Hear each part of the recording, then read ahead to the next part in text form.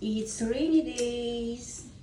Ayan, gagawa tayo ng merienda for my Italian kids. Ayan, nagki-craving sila ng pancake.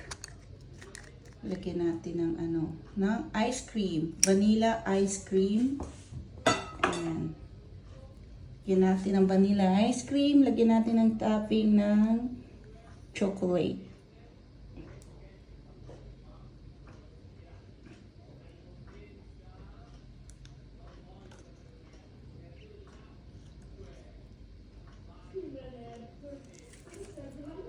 Then, lagyan natin ng pistachio.